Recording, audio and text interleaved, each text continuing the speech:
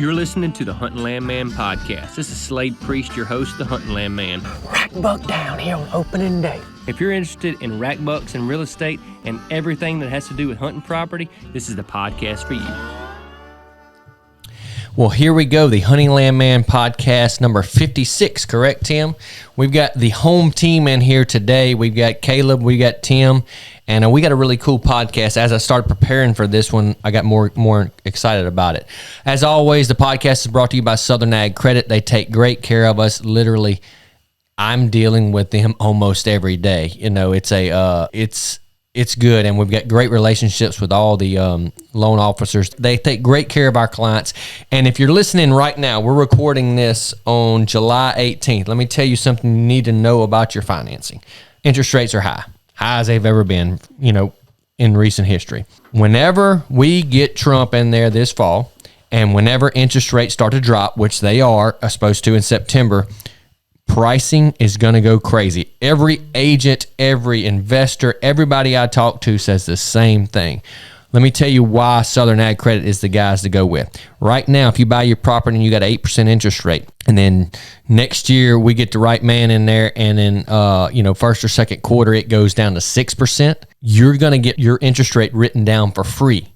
It doesn't cost you any money. So prices are going to go up when interest rates drop. So go ahead and buy your property at today's prices, and I borrowed this from somebody else, but date the interest rate, marry the property.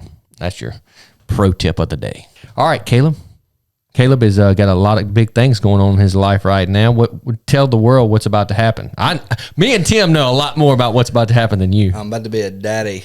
So that's going to be a totally new adventure, and it's a little girl, and I don't have very many girls in my family at all on either side, so it's going to be a totally new adventure. I think this could possibly be the best thing that ever happened to Caleb from a reality standpoint, like the way women are. But the best thing about little girls, man, anybody listening to this podcast, a dad will tell you, nobody loves you like your little girl. My mama, my wife, my two boys, nobody loves you like your little girl. So, speaking of kids and little girls and being dads, this episode is all about investing, how to flip land, how to flip hunting land. And look, let me preface this with, I hate the word flip land because people, I flip, and it's a negative connotation, or you're buying it for cheap and selling it to somebody else expensive. Here's the deal. Nobody puts a gun to anybody's head and makes them pay a price for a piece of land.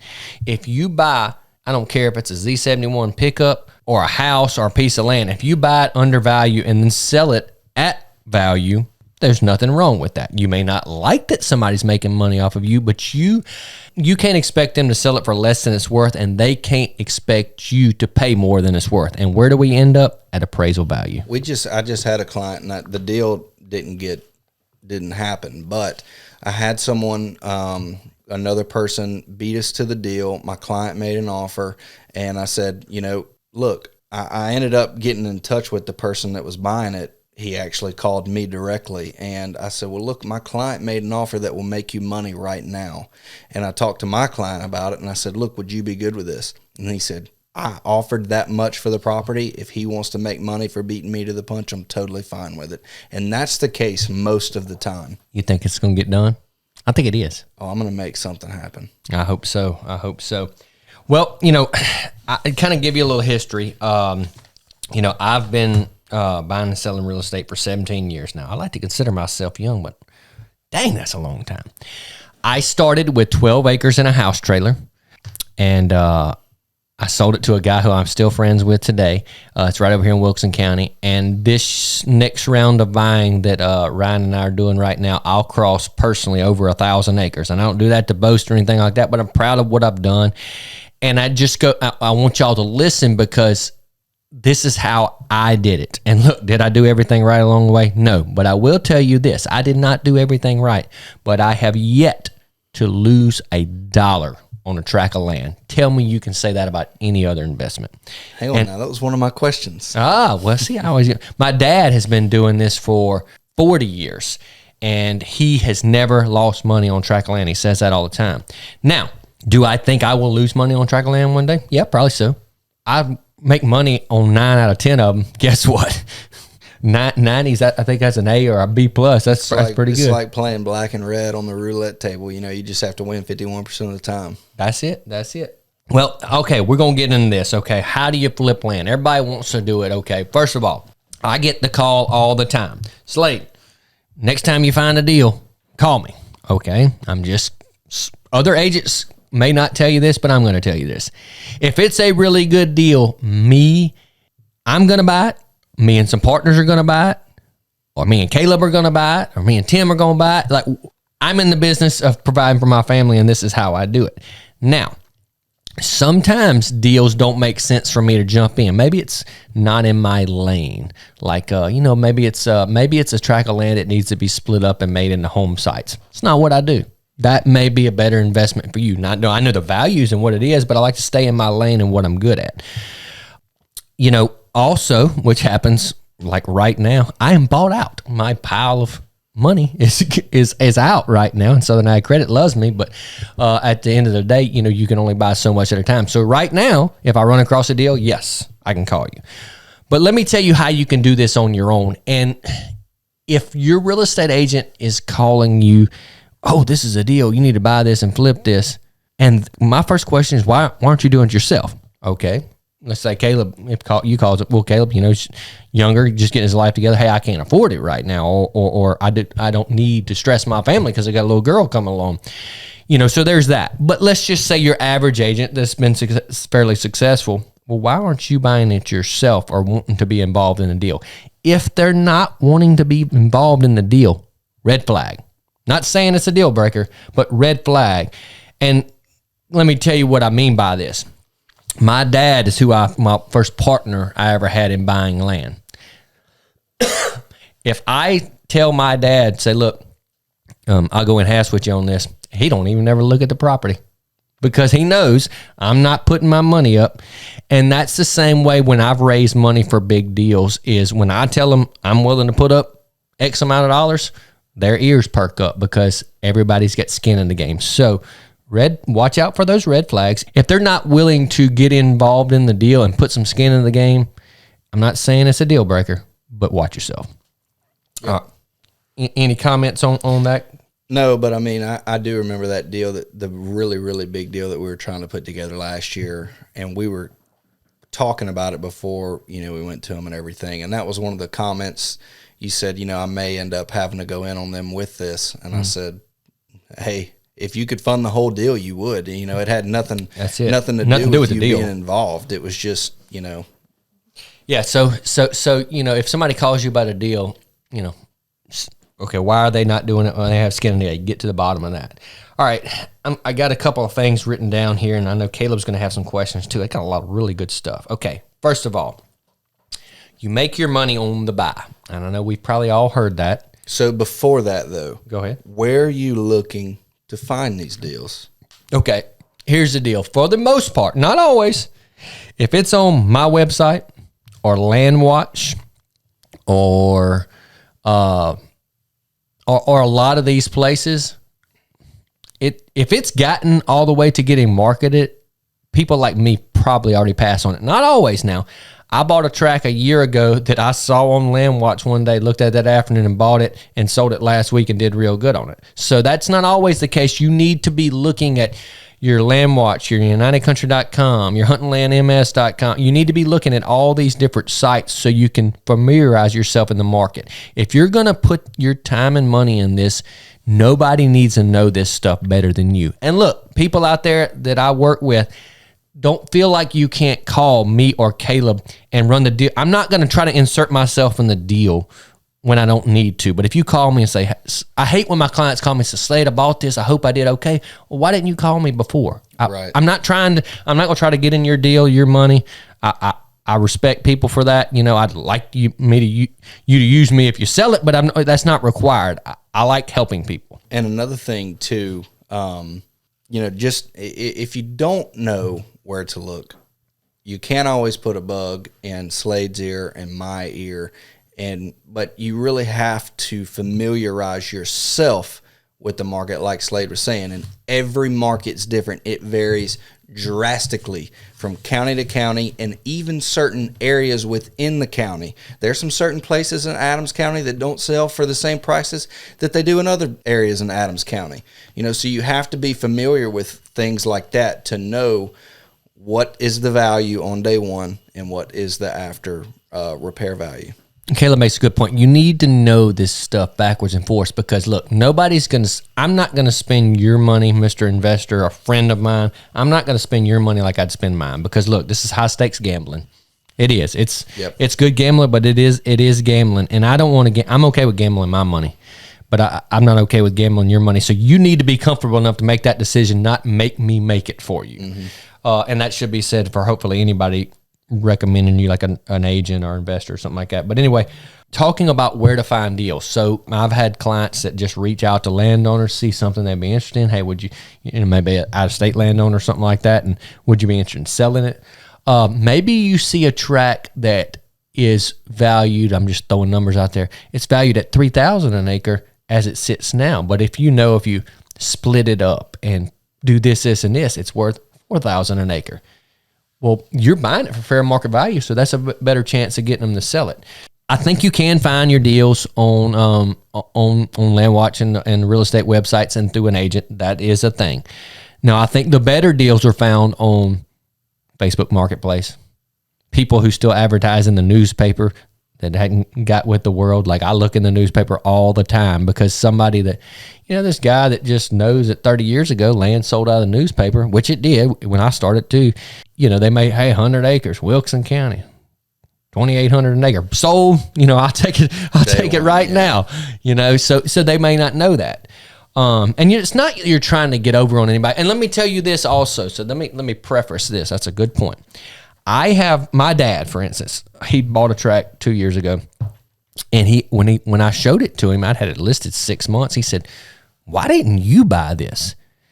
Because my client called me and I priced it. I'm not doing that. I'm not. If this person calls me and says, "Slade, hey, what's my land worth? I want to sell it." I'm not going to say a low price and buy it and then make money. Not doing that. It's not what I'm called to do. Now, I have told clients these things. Okay, option A, I give you blank for it right now. Option B, we do this, and this, and you get this for it. Option C, you put this amount of work into it, and we get this much for it. And then I let them make that decision. And sometimes they say, you know what, Slade? Because sometimes money is not a driving factor in somebody selling something. Sometimes time is. Yeah. So no, the motivations are a huge thing. And not just time, but sometimes, especially with inherited property, it can be an emotion and a thought, right? Something that keeps dragging you over that property, but maybe you have some bad memories or good memories that you really don't want to continue thinking on as much as maybe you are. Whatever the case may be, you're ready to move on. And it really doesn't have anything to do with you. It's just time to move on. So getting back to where you find your deals, let's say I'm marketing a deal and you say, well, Slade, that seems like you could still through an agent find a deal. Like we have clients that don't want to do the things it takes to get it sold, and they may sell it at A. And if they'll sell it at A and these things can be done to get it sold, one of us may not be a buyer for it because we're representing that other client. Right. So there's those opportunities. So don't discount if somebody has something listed. And I'm not picking on anybody, but there's a lot of agents who don't know what the heck they're doing. So that, I'll venture to say there's more than not. Yeah, it's probably the 90-10 rule. It's very, very inflated with the number of real estate agents in today's market. And we had an office meeting this week talking about we expect that to change, especially with the NAR lawsuit and everything coming. We expect a lot of that to change, and they've been predicting. Jared James and everyone else has been predicting this mass exodus of real estate agents, and I think that probably will be the straw that the true professionals will still be there. Yeah, 18 months from now, and the part timers that do it, whatever they won't be. So getting back to in the Midwest where I buy land, like I'm asking a lot of my investors and people are from Mississippi. Let's say they're from Louisiana, they're buying land in Mississippi. Okay, I'm the same guy buying land in Missouri. I'm relying on other sources for information. I've been doing it long enough now. I know the agents that rock and roll up there. If they have something listed, I'm like, if they can't sell it, how am I going to buy it and flip it and make money? So red flag, like for instance, if Bear Cub, our buddy, if Bear Cub has something listed up in the Midwest, well, if he can't sell it for that, I know he's going to do the pictures well. I know he's going to do the marketing well. Why isn't it selling? So you can find deals through agents, but most of the time I'm going to say it's agents that don't really know what they're doing. All right, let's move on to the next things. You asked your questions, and I bet it's going to be a lot of the same stuff. Okay, so first we said, how do you find the deals? 2, let's say you do find a deal. How do you know the price is right? And I think this goes back to familiarizing yourself with the market, and not just the market, but the sub-markets, within each county, what that area is, what the surrounding landowners are like, etc. You have to familiarize yourself with that. At the end of the day, you got to look at land from what it would appraise for, because most of our clients are going to get it appraised. So it doesn't matter if I can sell it for $1 million. If it won't appraise but for $850, most clients can't buy it but for $850. That's right. So you got to go at it from that standpoint, okay? If you're not familiar with how to come at it from an appraisal standpoint, we did a podcast, the first 5 of them, we did one on appraisals. I'm going to do another one soon because I think it's a great topic, how you value land, and to go with this podcast. You got to know your markets. You got to know, just like I don't put a lot of money in the stock market because that's not what I focus on every day. That's not my lane. You got to stay in your lane.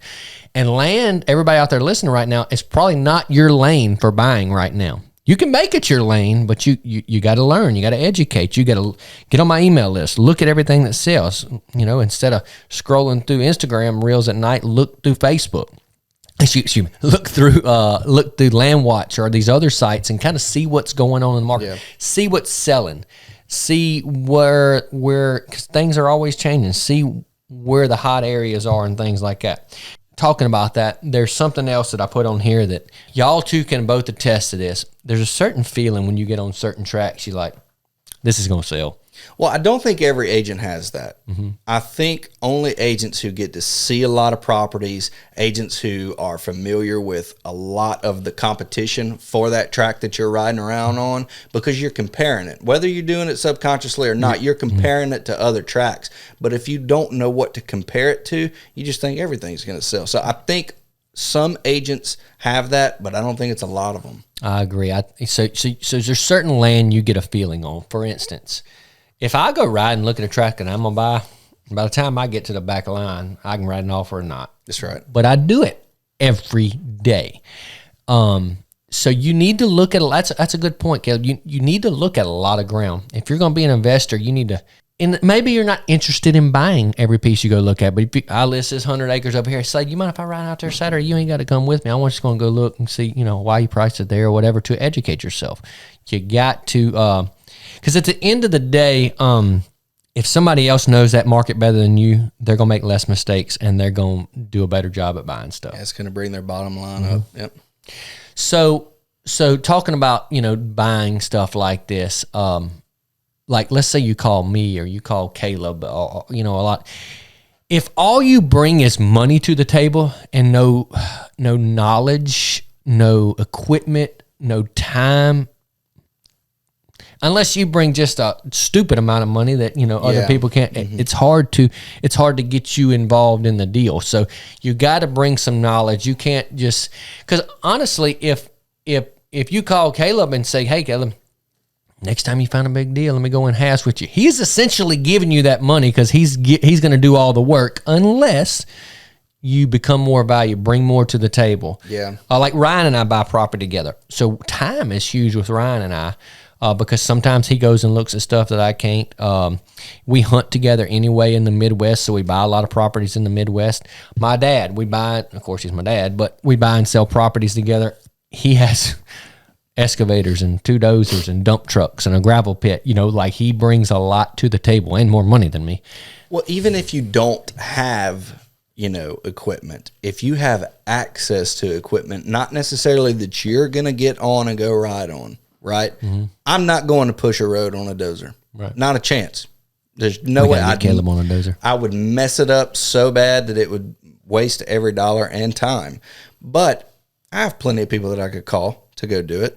And I feel like, I could kind of get the brother-in-law discount, And so you just have to have access. Look, what you're talking about being, a silent partner, a silent investor, something like that. That happens a lot more on the residential, commercial side of things, not on this side of the world. This is totally different. Yep, and I'm not saying it doesn't happen, but it goes back to those red flags. If that agent isn't willing to put up time, money, and effort, it's definitely a red flag. But getting back to that, so that's in order to get that feeling that me and you were just talking about, you got to look at a bunch of stuff. It's no different than Tim growing up, going to the coast. If Tim was boat shopping right now, he would walk and step on one boat and say, this is it. I don't need to look at anything else. You get a feeling. You know that you like to hunt this way or fish this way. You got to do it a lot. Because, look, I like all land. I can make all land better, and I can do this and stuff, but not all of them you get that feeling on. All right. Number 3 I've got is, okay, so we've found the deal. 2, we know that the price is right.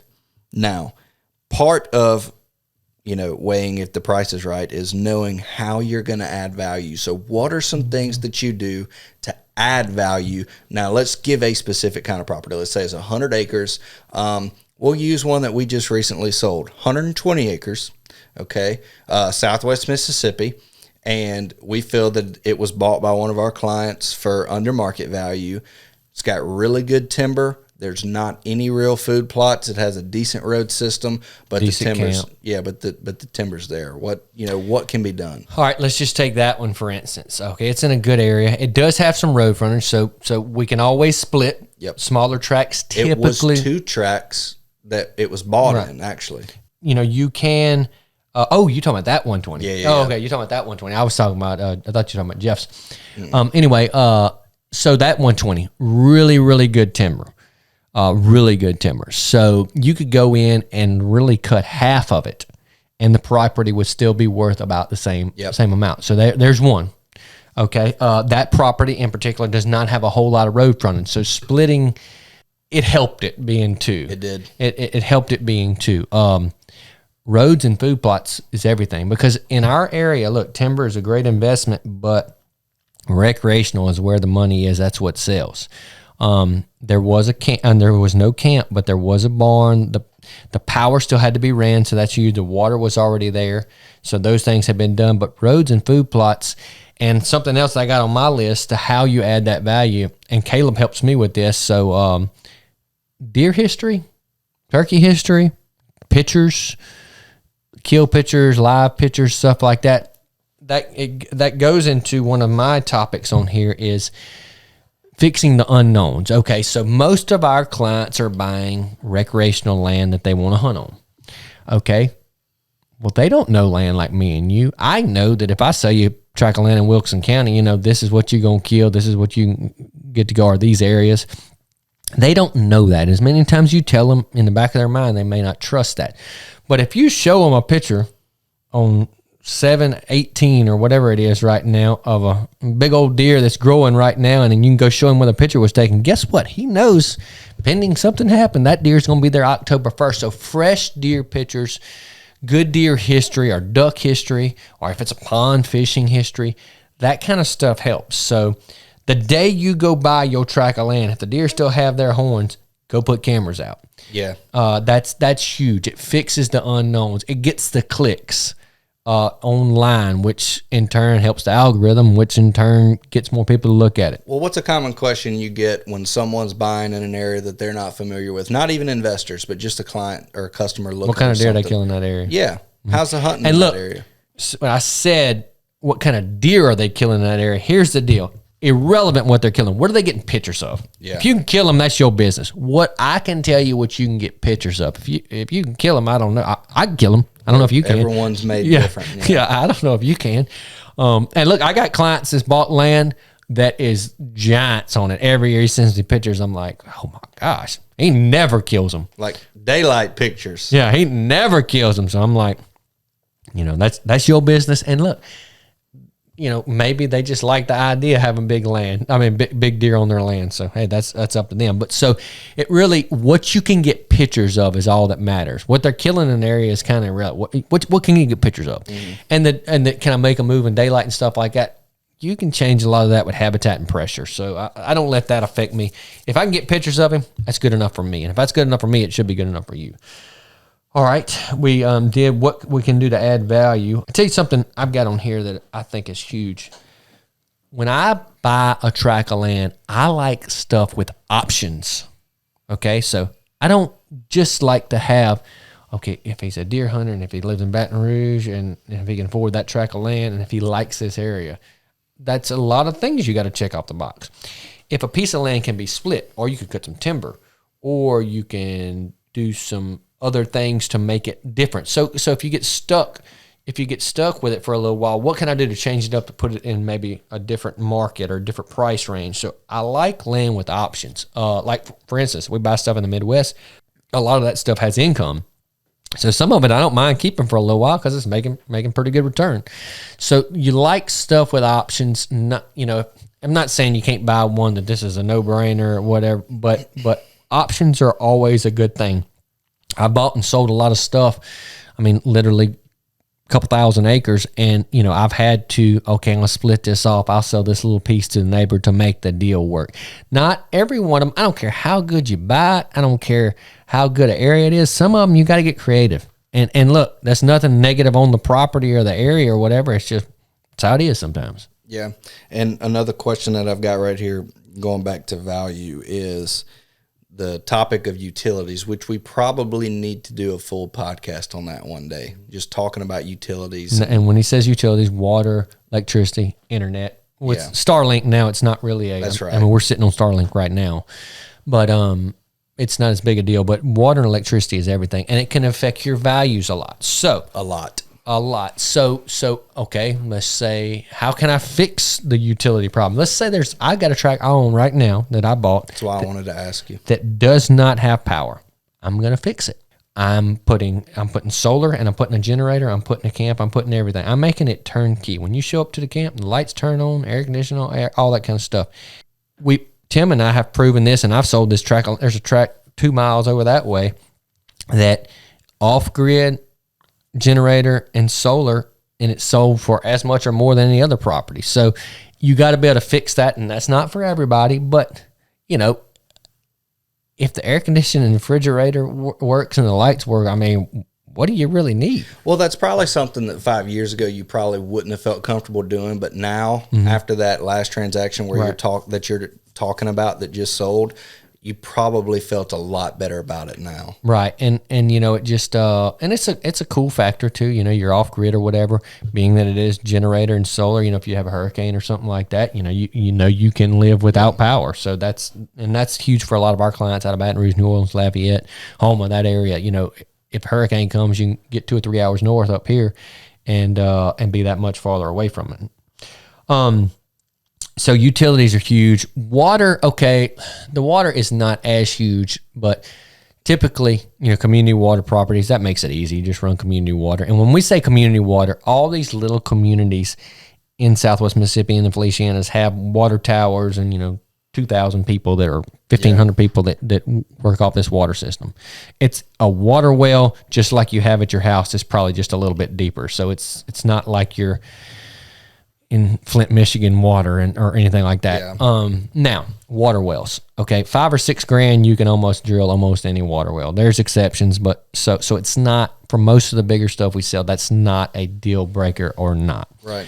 It's a lot of money. I drilled 5 of them last week, literally. Well, I mean, it goes to the question. You buy $1 million property. Well, it doesn't have water. You find out there's not water. Well, now you're going to let the deal fall through. Well, really? If there was water here, would you have paid $1,005,000 for it? The answer is probably yes. Yes, you're correct. And they're pretty easy to get done. Most of them in this area are between 100 and 200 feet. So, I mean, look, my house I'm sitting on right now, my parents' house, we all have water wells. The water out of my water well right here at my house, you can't go buy it in the store that tastes any better. I love it. All right. Let me see.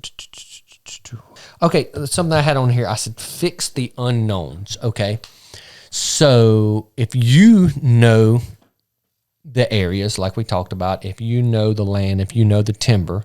See, timber is something we hadn't touched on much, but if you know all these things, but let's say you ride on tract of land, usually your deals are problem properties. Okay, what's a problem property?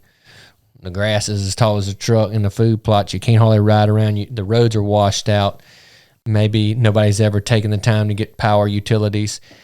So if you fix all those sort of things, people will pay for it. Yeah. Because here's the deal. We live in a busy society, and a lot of our clients or kids are playing 100 baseball games a year or swimming or golfing or whatever they're doing or vacationing. They want to stay at the camp. They want to close on the place on Friday and stay at the camp on Friday night. I mean, that is a big request, and I can't blame them. I remember when I bought my river camp, I went to the closing and went straight to the camp. I mean, it's a cool deal. You get excited about it, but you need to fix the unknowns. Okay, what are the unknowns?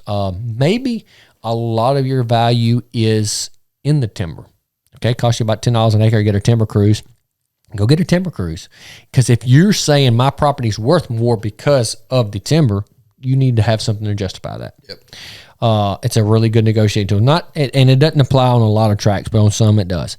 Fix the unknowns. Like a lot of people buying these tracks, they don't know that, okay, I can go build this food plot for $3,000. I can go do this road for these roads for $10,000. What, all this kind of stuff.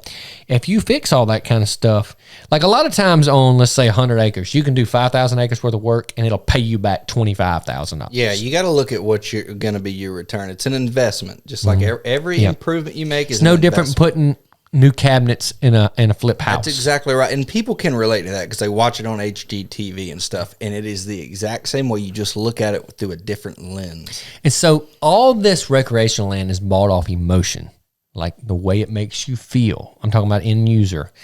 So if you ride down roads and limbs are slapping you and there's banana spiders and the grass is 6 foot tall, guess what?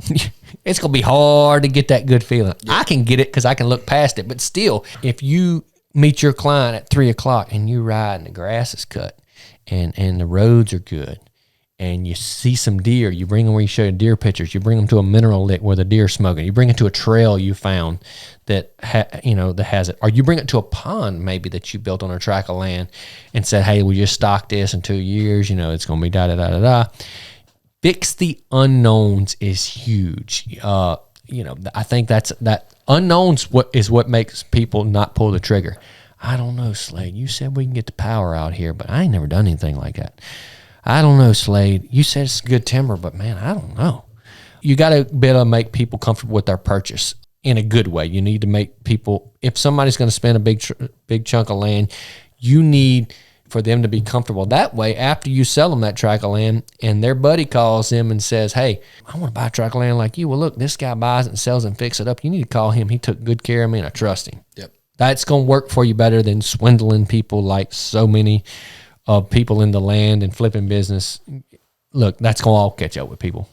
Well, even if it's not in this life, it will in the next. When they get before the Lord, he ain't going to ask them what their GCI was. That's right. So... Well, what some other questions you got? I got a couple more. So we've kind of gone through the whole process, but have you ever had one? I know you said you never lost money on a deal, but have you ever had one that took a lot longer than what you thought it would be to sell? Absolutely. Okay, why? Okay, I bought 337 acres one time in Franklin County. Goodbye. I sold one side of the road immediately, made $70,000. And I don't care about talking about these numbers because it's too many variables, nobody know anyway. Okay, I made $70,000 like that. Okay, I had the 2/3 of the property left. I sat on it 3 years, cut some timber, did a bunch of work, did all this kind of stuff. I ended up breaking even on this piece. Just got out of it, guy made me an offer, boom. But I made $70,000 on the deal. What do you think was the hang up? Can you attribute it to anything? Because you did everything right. Right. Look, there's some asterisks there. And we'll go into the next property and it's going to attest to the same thing. There's sometimes, I don't know. Like we all list, it's the same thing. We all list property. Like, I don't know why it's not selling. It's so good. There's just things that happen.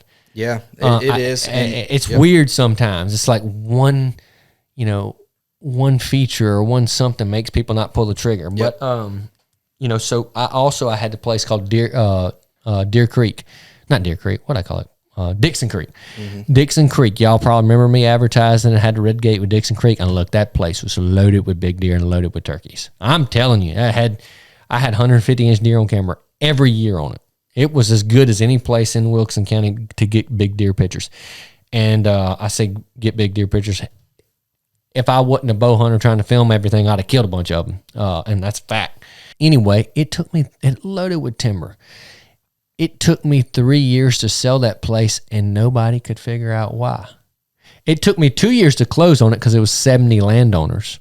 And see, that's another good point is a problem property. Maybe no recreational buyer sitting around 2 years waiting on something to close. An investor will, because they'll keep doing other things, and that was me. And so then I sat on it 3 years after that. So I was involved with that property for either 4 or 5 years, if I remember right. But ended up selling it, making a good bit of money on it. And, what happens is I sold it for a lot more than I paid for it, but I've also paid a bunch of interest on it. That's what eats you up. But I did real good on it and moved on to actually bought the tract that I have out here on Lower Centerville Road with that 1031. And I was planning on selling that tract, but it's got a lot of turkeys on it. I appreciate you. And Caleb killed a big buck on it. And I'm gonna sell it one day, I think, but it's not anytime soon. I got one of them good COVID interest rates on it with Southern Ag, so I'm just gonna sit tight. But some of them are gonna take longer than others, and you need to be prepared for that. Yeah, that's where options comes in huge.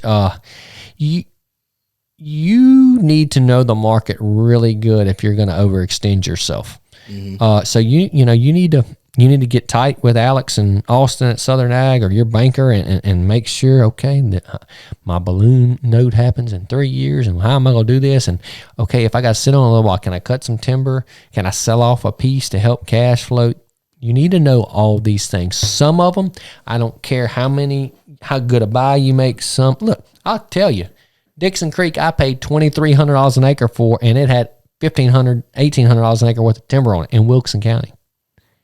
Yeah, that's a steal. Yeah. And look, I went in, I put 4 food plots on it, I put box stands on it. I had pictures of 150, a couple of different 150-inch deer, loaded with turkeys. Bear Cub killed a 3-legged turkey out there. I mean, what other track can you do that on? Yeah. That's a fact. I said, yes, Bear Cub killed a 3-legged turkey out there. He come hopping in. Like Michael Waddell said. That's it. Yeah. But that's fact. And that's not just me saying that. I show you the pictures. And we got an episode of it. But anyway, some of them are going to take longer than others, and sometimes there's no rhyme or reason why.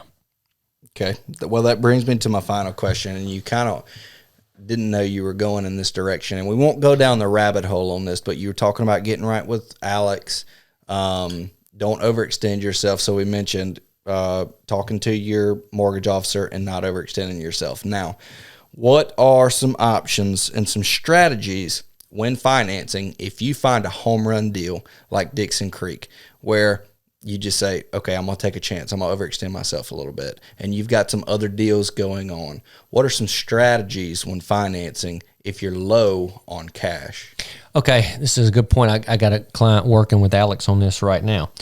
Okay, let's say you have some equity in something else. Okay, let's say you bought your home for $250,000 10 years ago, and you only owe $100 on it. Mm. Well, you can take a line of credit on that to get some cash. If you investing and doing this a long time, like me, like I own some properties outright that I don't owe the bank on. So I'll take those as the Southern Ag, or a lot of banks will take those as collateral, and I don't have to come up with any cash, which is huge. Right now, I'll just kind of give you an example. I bought 95 acres and 44 acres yesterday, Ryan and I, outright, no bank involved, and we're going to be buying another tract in Missouri, a 242-acre tract, and we're not coming up with any cash to buy that one. Southern Ag's taking a line of credit on some of the stuff we own outright. So that's probably a little farther down the road for a lot of people, but that's where you get, because look, at the end of the day, you got to have cash to pay your bills and take your kids to Walmart. For sure. And so you need, there's other ways to get that cash. And look, if you got a friend that you trust or whatever, man, look, there's power in numbers, because if you say, look, my budget is 100,000, there's a lot less deals at 100,000 than there are at 2 million. Yep.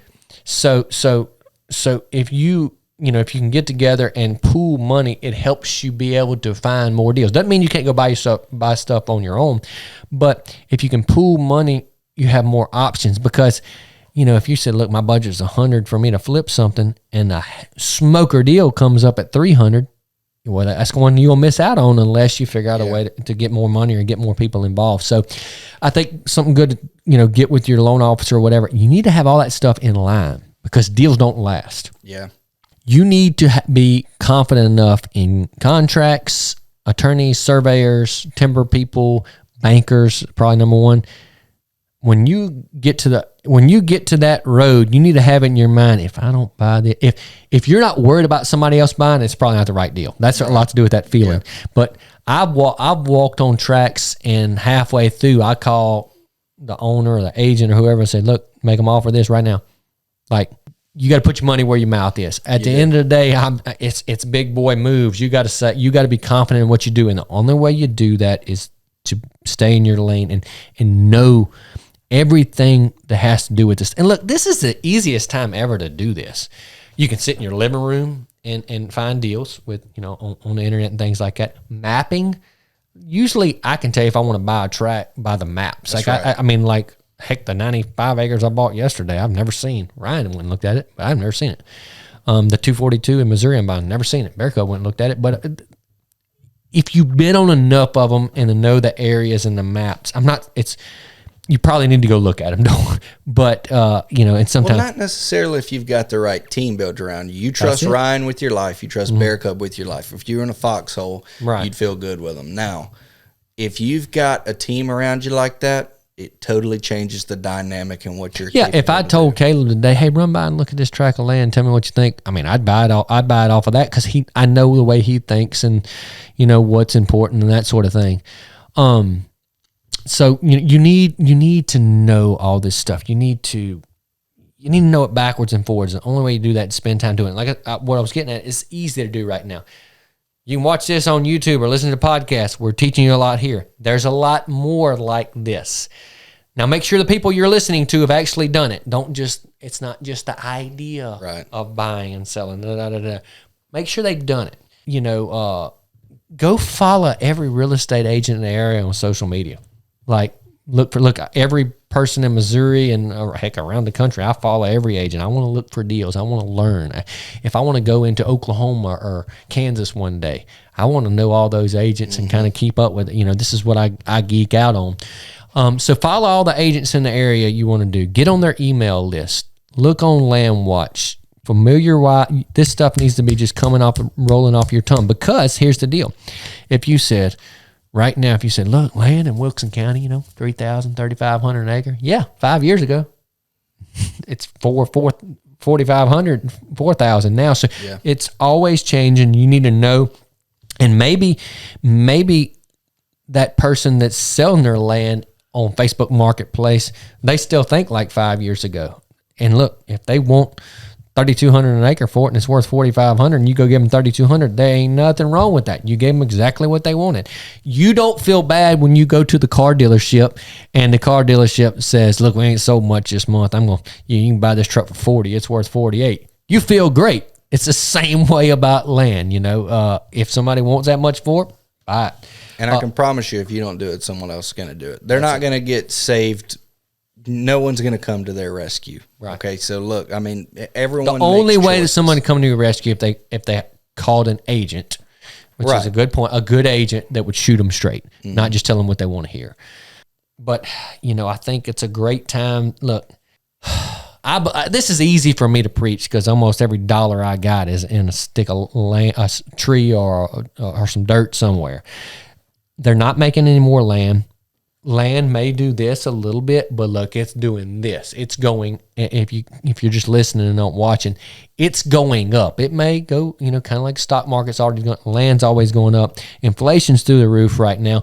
land values are keeping up, if not outpacing inflation. And that's not going to end anytime soon. Things can happen in certain areas, but I promise you in Southwest Mississippi, the outside factors as far as Baton Rouge moving this way, they keep shooting people in Baton Rouge, New Orleans. People are going to recreate and they're coming up here. And I think in mine and Tim's generation and Caleb's too, I think our generation feels like, I'm not saying it's right, but they feel like they're entitled to recreate.